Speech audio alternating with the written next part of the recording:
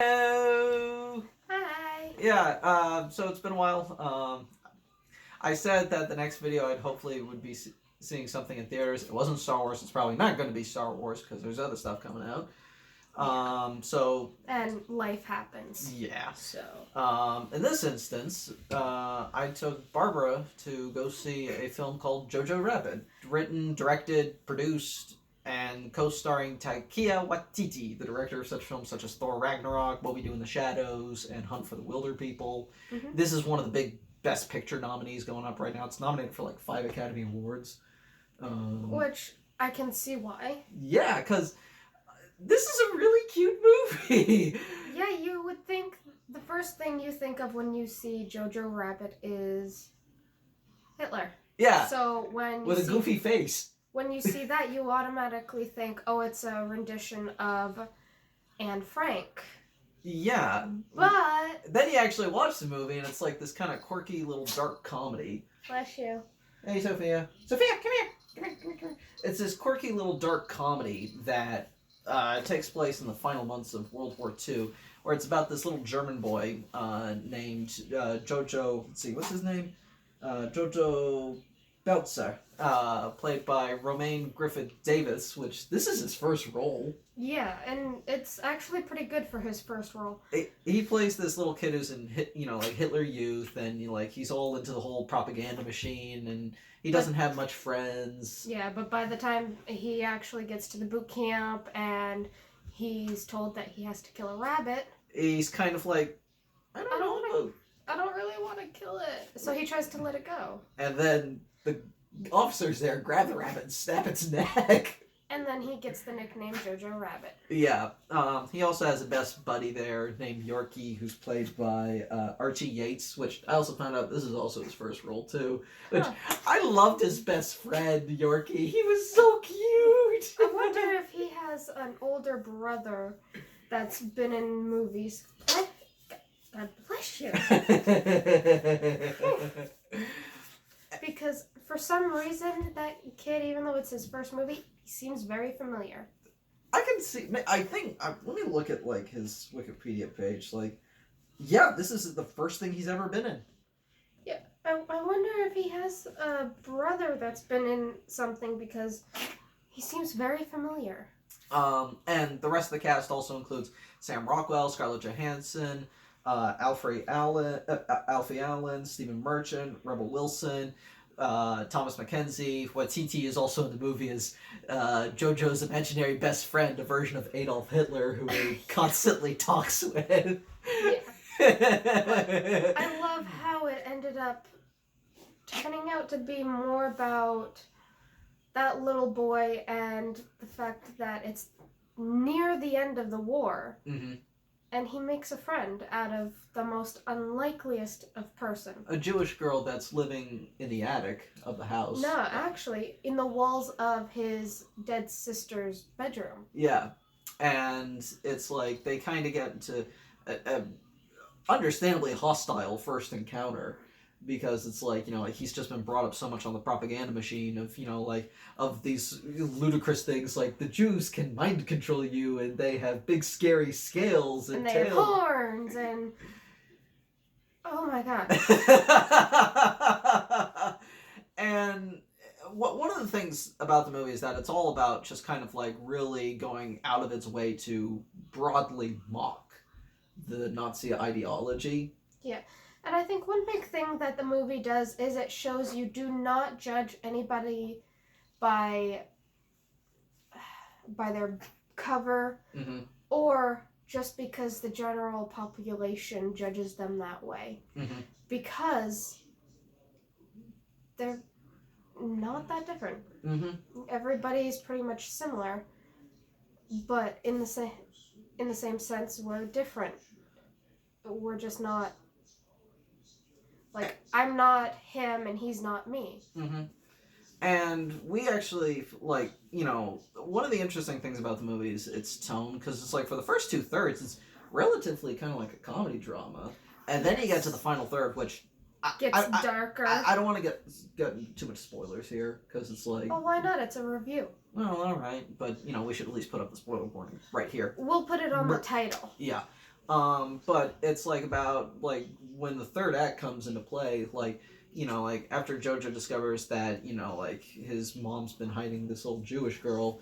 Yeah. Her corpse is found being hung along with like other quote unquote traitors, and But I love the fact that they don't show the mother. oh yeah, they show the legs and her shoes. And it's like that's something that they focused on specifically for her throughout the entire beginning.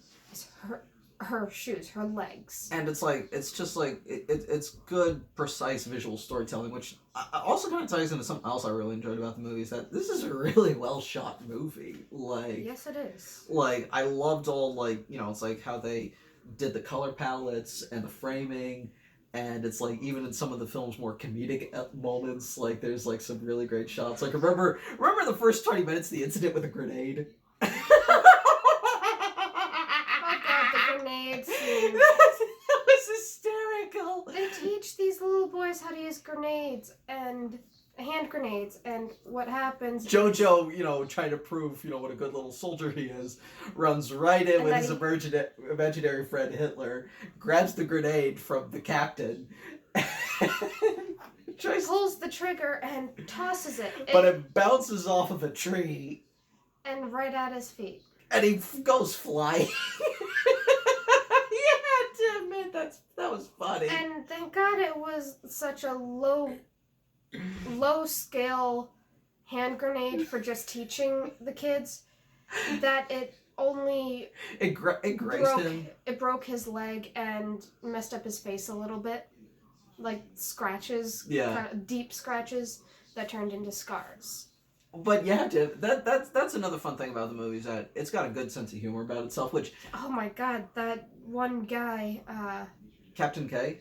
Yes. Sam Rockwell's character. Yeah, I loved that dude. I loved what he did for little Jojo at the end. Oh yeah, when like when the war ends and when and it was the Americans taking over, and the Soviets too. Yeah, the Soviets were there. And Jojo gets pulled into this one courtyard full of Nazis because he's just wearing the jacket. Yeah, and Kay is there, and way before this even happens, there was another instance where Kay actually saved Jojo and that Jewish girl. What was her name again? Let's see. Elsa. Yes. Yeah. But we'll talk about that in a minute. What he does is he quickly strips that jacket off of Jojo when nobody's looking and pushes him away and treats him like a Jew, spits at him and all of that. Mm-hmm. Which causes a Russian soldier to like push him to the side and be like, "Get out of here!" Yeah. And then Captain K just gives him a little wink. Did he give him a wink with his blind eye, or was it his normal eye? His blind eye was on this side. Oh, okay, all right. Yeah. When you're looking at the movie, it's your left, but it's his right where they have his blind eye. Mm-hmm. But before it even got to that scene, he saved Elsa and Jojo from the Gestapo when they came in to investigate the house, where it's like there's this officer who's played by Stephen Merchant, which they have that kind of funny scene where they all keep saying Heil Hitler to each individual little group of that got a little annoying. And this scene happened before Jojo found his mom. Oh. Yeah. But Kay is the one that picks up the, passport or whatever for Jojo's dead sister. Mm-hmm. And the Jewish girl doesn't know the birth date. She thinks it's the 1st of July? No, you have the numbers mixed up. She thought it was the 7th when it was the 1st. No. Oh. She said the 1st. Oh, okay. When in actuality, she finds out it was the 7th. And Kay just played it off. Mm-hmm.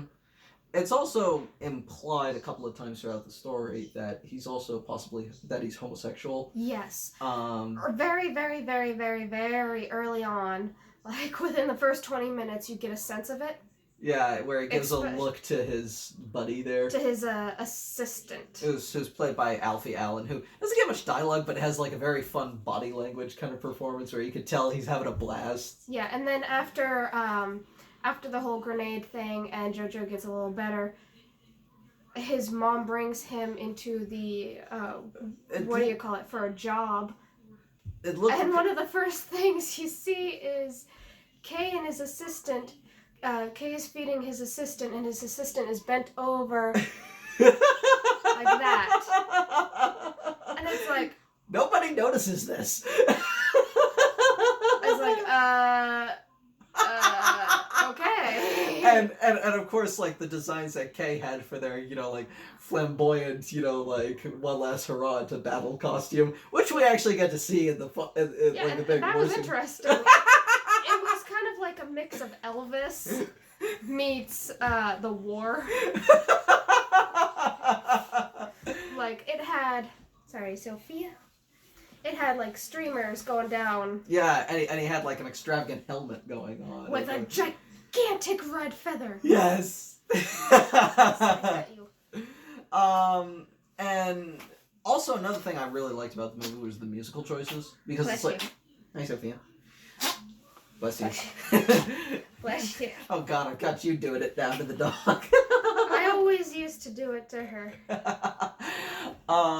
But, like, another thing I really liked about the movie was the musical choices, where it's like on paper they almost kind of sound a bit like maybe they wouldn't work so good because they're music that's not even released in that time period. Yeah, but when you actually see the movie, they do it in a certain way. They change the dialogue a little bit, they change the tone, they change a lot, and they do, like, a certain cover of each song. Yeah. Which actually makes it fit in to everything. Especially what I thought was the most effective one was the one at the end where they played David Bowie's German version of Heroes, which I thought was just like a beautiful little capper off to the whole thing. I did too, because of what Kay did for Lil Jojo. And what Jojo was doing for Elsa.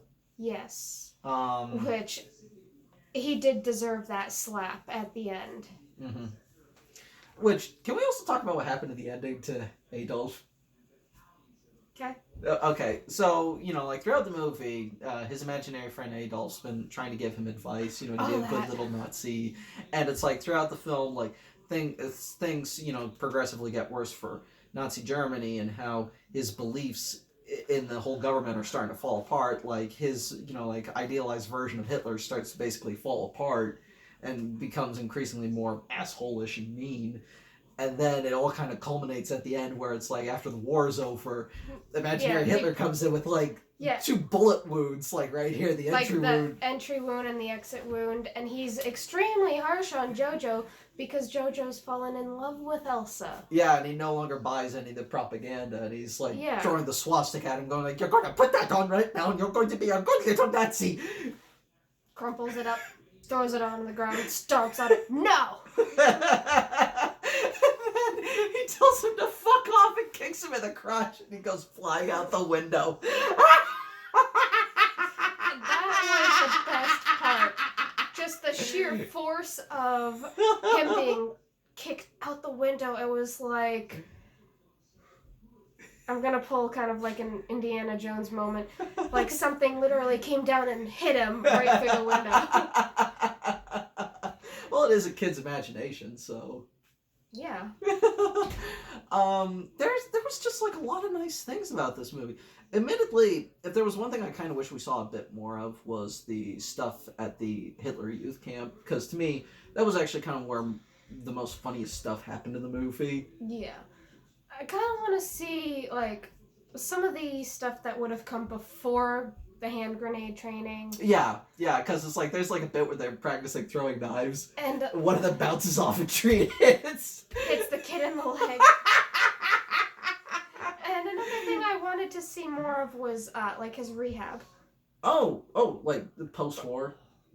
Yeah. His rehab after the incident. Yeah, because what was the name of that lady Nazi? Oh, Fraulein. I know the actress. It was Rebel Wilson. Yeah, the actress. The actress was Rebel Wilson. The character name was Fraulein Ram. Yeah, she's in a lot of stuff, and this role fit her perfectly. She's not in it much, but she Yeah, and when it comes to the therapy section, she literally almost breaks the kid's leg again. she's like, pain is good. And remember what happens to her at the end? Oh yeah. Wow. Going in. Sorry, Sophia. Guns blazing. Yeah, she comes in with an MG42 with like the magazine all in and everything, and then she just gets blown to smithereens off screen. We just see her firing, and then a big explosion cloud happens. And hi, Sophia. Sophia.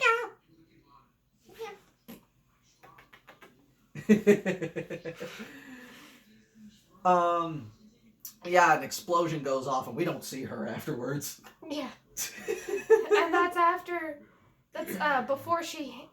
The explosion's after she hands a little boy a pistol. Or another one where she makes another one to a suicide bomber. Give the Americans this little present. I know. She straps it onto the kid, takes the pin off, and makes him run, and then all of a sudden there's an explosion.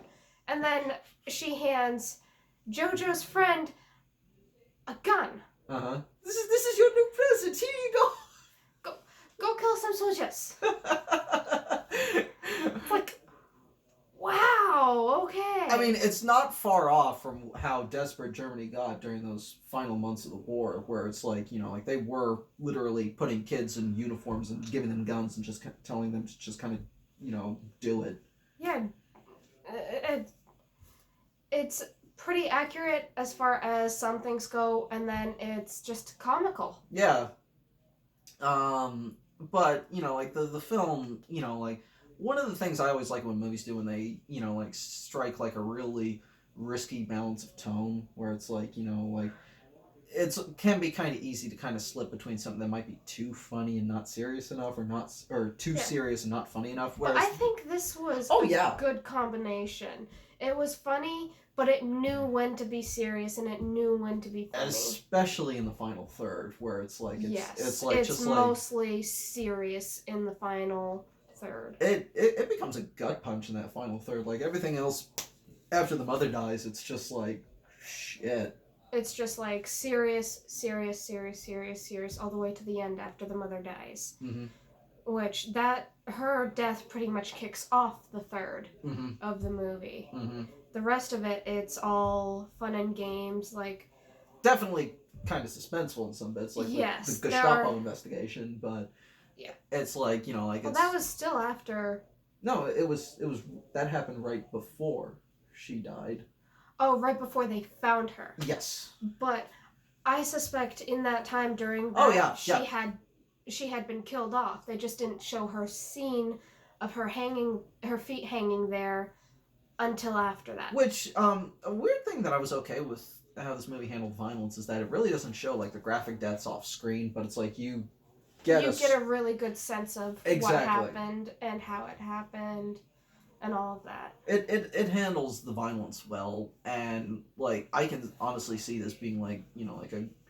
Would you say this would be a good movie to show to kids? You know, like, as kind of like their first war movie or something? Or... Yes, as their first war movie. She's really enjoying the little massage I'm giving her. So you might hear some little noises. But as a kid's first war movie, if they're about 10 years or older... And it is PG-13, so it's like... Yes. You know, like, even barring that, I would still recommend it because it is a really well-made movie. I would recommend it to anyone 10 years old and up. Yeah. And the director, Taika Waititi, who also played Hitler in the movie, like... I showed you one of his other movies, What We Do in the Shadows. Which, are you surprised that both movies came from the same guy? Yes. Not surprised in the homosexual quirky humor kind of tint to it with Kay and his assistant. That didn't surprise me at all. Actually, we went to the movies with our friend Katie. Yeah. And I was the first one to pick up on that. You were like, oh yeah, I watch a lot of Criminal Minds and I can detect body language. Well, kind of. In Criminal Minds, they'll show different things, and there's definitely one episode of Criminal Minds that's dedicated to someone who's struggling with their sexuality, and they're homosexual. I actually already had that little. That goes on a killing bender. I actually had that little tidbit of him being gay kind of spoiled for me because I saw an article written by somebody who hated the movie, who is like kind of went on a rant of how I didn't read the actual article, but I just saw the title and it was just kind of like it's like I knew who wrote it and I was like, oh God, not you. Some people can be way too judgmental when it comes to anything like that in a movie nowadays. Admittedly, maybe I can kind of... I mean, God, grow a pair of balls and grow up. I mean, like, it's okay if, you know, like, maybe you might find something kind of abhorrent. Offensive or something like that, like, but you don't have to go on a bender about it. Pretty much. It's like, the movie was made so that you can pretty much... This one was really made so that you can more so let your mind do a lot of the talking aside next to everything that is happening. Mm-hmm. And it's like the movie's pretty blunt with its message of how Nazism is bad, fascism is bad, you know, like all that stuff. And it's like, you know, like it's, you know, it's and sometimes trying to help people for the right reasons can get you in a very screwed up situation that could really hurt you. I'm, you know, like, I'm perfectly fine with this being, you know, one of the Best Picture nominees, because it is a solid movie. It is. It's really charming, it's funny, it's nicely shot, like, you know, I don't think this has any chance of, like, winning the top award, but if it can somehow scoop up something, I'd be fine with that. Yeah, I'd be fine with that. It definitely deserves something. Yeah, like, you know, I kind of would... You okay? Yeah. I kind of wish Waititi was nominated for Best Supporting Actor for his role as Hitler. or even the little kid, because for a first role, he killed it. Yes, he did. He played all the emotions right. He had great timing. Oh, yeah. Especially the little bit where he looks down at his stomach and they have a photoshopped image of butterflies in his stomach. That was so cute. That was cute. Adorable. Like he's like, I mean, the whole part, oh no, I don't know what's going on. You. The whole part where he's falling in love with her. Bless you. It was so adorable. It's like, oh, I want to give him a hug and pinch his cheeks. He's that adorable. I know. You know, if it does make you feel any better, when the film premiered at the Toronto Film Festival last year, it actually won the festival's top prize. Good. Yeah. It was like, you know, even though reviews were kind of divisive, like it won the top audience award there. And hey, it's been, you know, scooping up Oscar nominations, so, you know, and despite the mixed reception, it has actually been showing up on a lot of critics' top 10 lists. Good.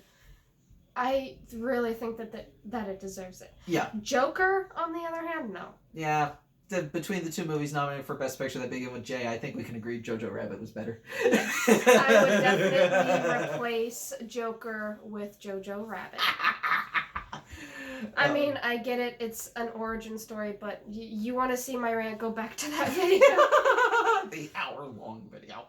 Well, this one's getting up there. It's 23 minutes so far. All right. But anyway, we'll stop for now, but I'm going to upload this soon, and we'll figure out what other videos I should do next. This is going to go up tomorrow, yada, yada, yada, on Sunday. Anyway, I hope you got a chance to see it. Definitely recommend it. A lot of fun. Really cute. Yeah.